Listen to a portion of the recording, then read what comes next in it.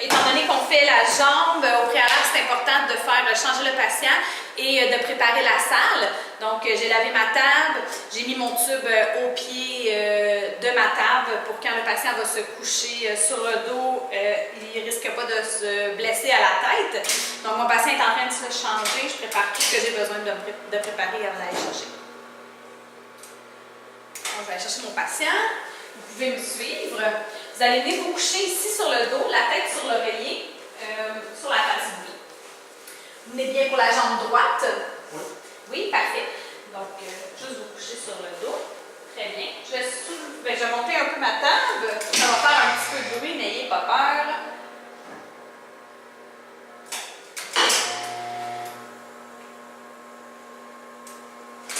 Donc, vous aviez des douleurs à la jambe droite, vous m'avez dit, plus vers le bas de la jambe, c'est ça? Oui.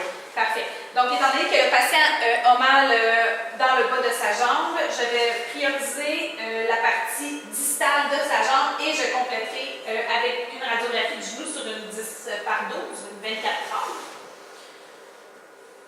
Donc, étant donné que c'est la partie distale qu'on veut avoir, on va inclure une partie de la cheville du patient aussi. Donc, j'approche mon tube.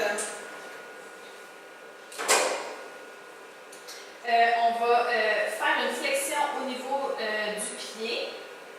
Parfait. Il faut s'assurer aussi que le patient a la jambe très droite, en AP.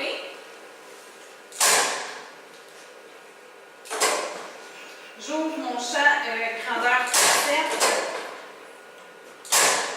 pour vraiment inclure le plus possible de la jambe.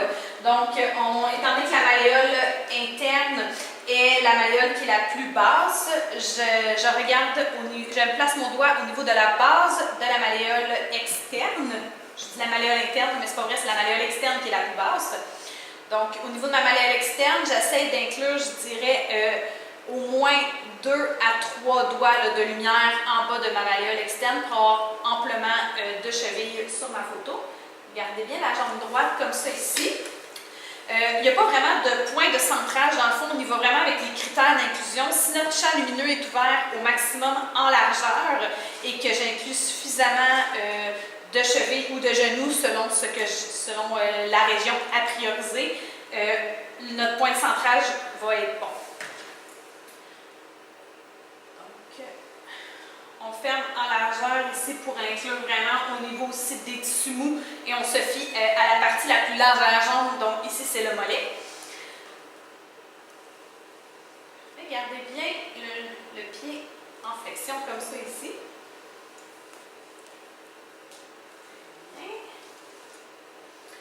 Il ne faut pas oublier de mettre la lettre aussi du côté externe.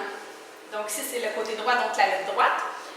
Ma distance aussi, il ne faut pas oublier de la faire, se mettre à 100 cm, 122 si c'est possible.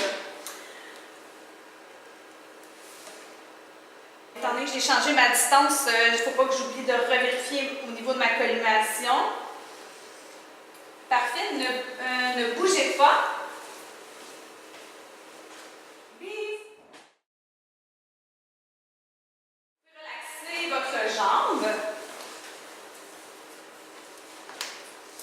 Je vais vous demander de soulever un petit peu la jambe. On va changer la place. La ligne verte doit être au niveau du genou. Parfait. Pour la deuxième radiographie, vous allez tourner votre jambe sur le côté vers l'externe et on va plier le genou.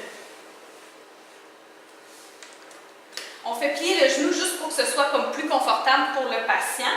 Et idéalement, le genou ne doit pas être trop soulevé.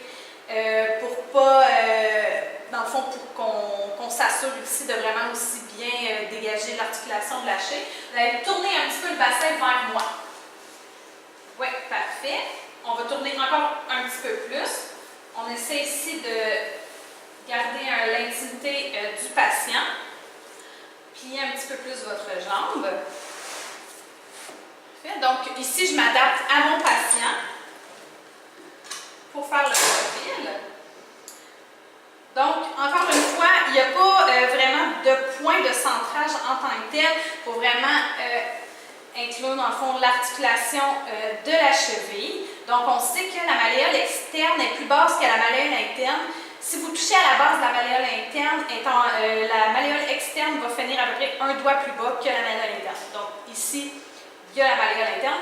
J'ai oublié de retirer le bas du patient tantôt, donc on va le faire pour la deuxième radiographie.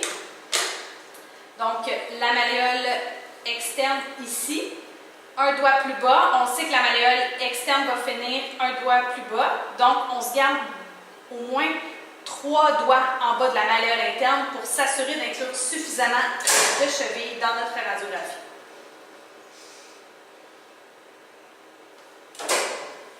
Donc, étant donné que je n'ai pas touché la hauteur de la table, ma hauteur de tube est restée la même. Donc, on s'adapte à notre patient. On tourne le collimateur pour s'adapter à la physionomie de notre patient. On va encore fléchir ici la cheville. Puis on essaie de s'assurer ici que la face plantaire du pied est perpendiculaire à notre récepteur.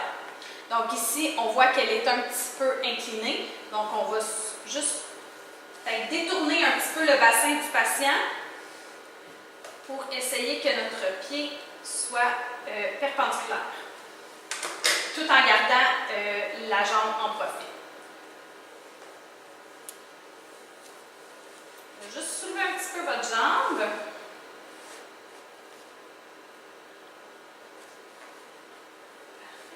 Bien garder la flexion ici.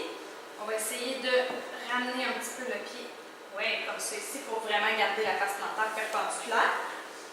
On s'assure de tout inclure les tissus mous à l'avant et à l'arrière.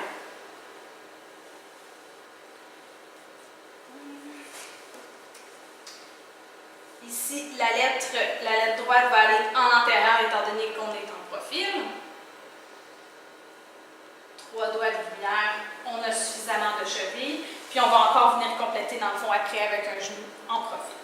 Donc, ne bougez pas. J'ai oublié mon récepteur. Ne bougez pas, je vais faire la radiographie.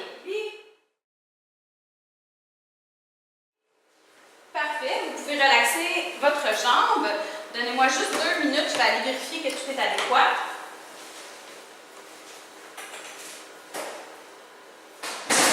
Parfait. Donc, les radiographies sont terminées. Les images étaient adéquates. Donc, je vais vous donner votre bas, vous allez pouvoir remettre ça. Je descends la table afin que vous puissiez descendre en toute sécurité. Parfait. Donc, vous savez où sont les cabines pour retourner vous changer? Oui. Parfait. Donc, moi, j'ai envoyé les images qu'on vient de faire au radiologiste. Il va s'occuper de faire le rapport pour votre médecin. Vous allez avoir des nouvelles d'ici 2 à 3 semaines. Parfait. Vous pouvez aller vous changer, puis vous pouvez retourner chez vous après. C'est bon. Bonne journée. Bonne journée.